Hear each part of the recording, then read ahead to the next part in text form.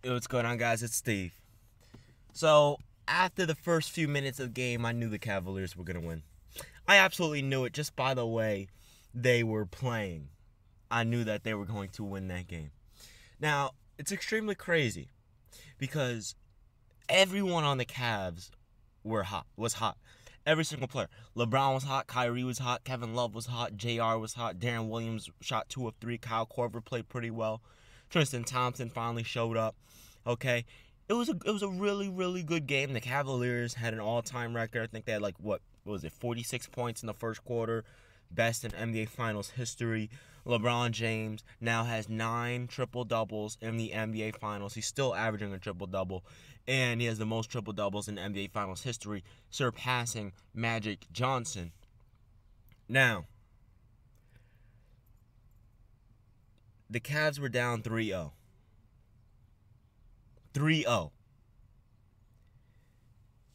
People are saying that the Cleveland Cavaliers stand a chance to come back from this 3-0 deficit. Now, I'm not going to lie to you. When I first heard that, I was like, it's not going to happen. It's something that's just not realistic at this point in time.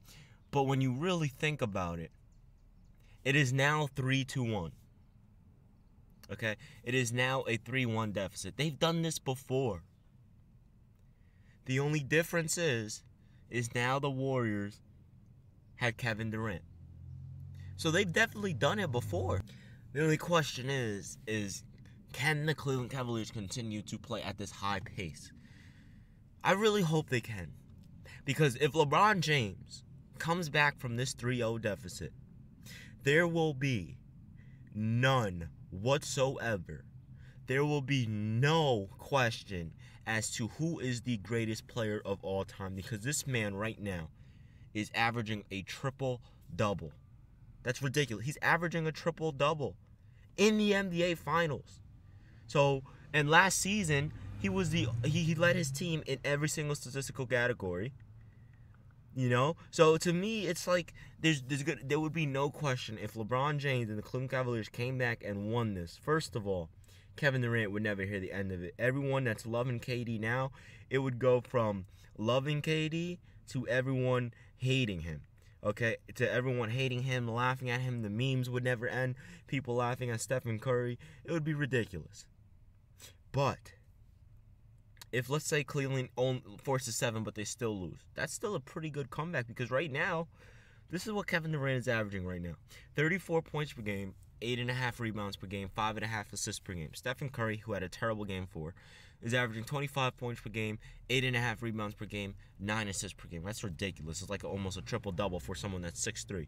Klay Thompson's giving you 18 points per game, 5 rebounds, 2 assists. Draymond Green is giving you 11 points, 10 rebounds, 4.5 assists. Okay?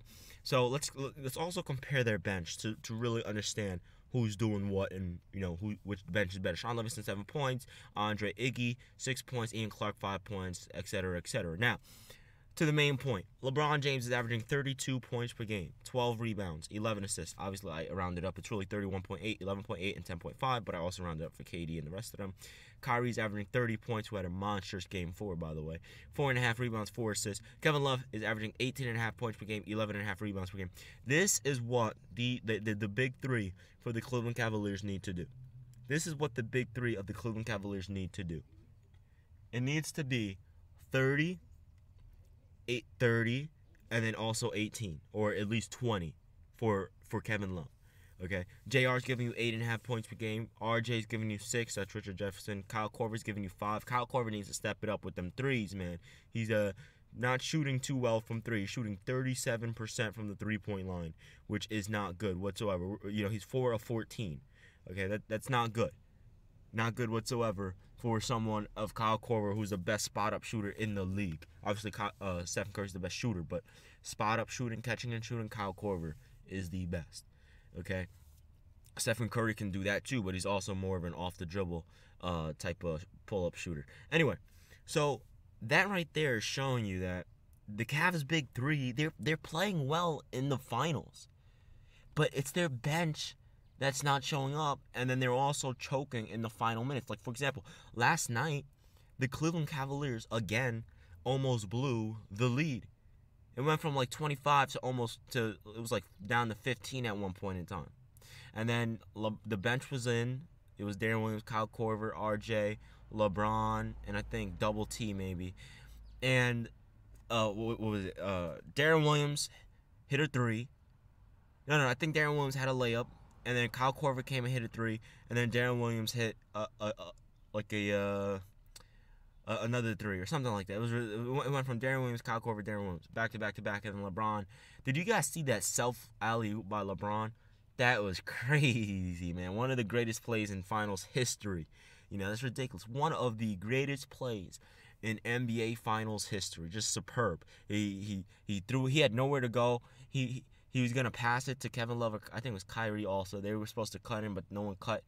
And he threw it off the backboard and dunked. It was ridiculous. And he didn't just catch it and he was wide open. He dunked on. I don't remember who he dunked on because I was half asleep during this game. I was trying to stay up. I was so tired.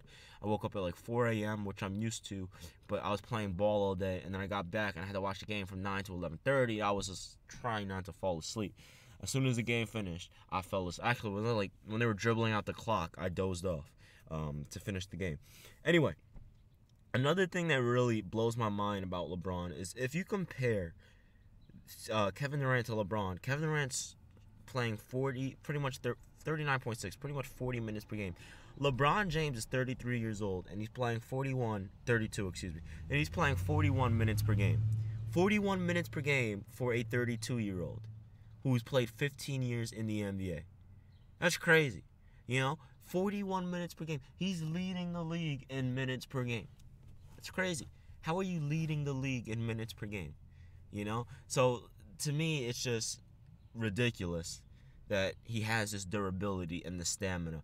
And in order for the Cleveland Cavaliers to, and I've said this before the finals, in order for the Cleveland Cavaliers to win this game, to win the series, is they can't play catch-up. I told you guys this before. In order for the Cavaliers to win, they need to come out hot from the gates, meaning as soon as the game starts, they need to catch fire and just go.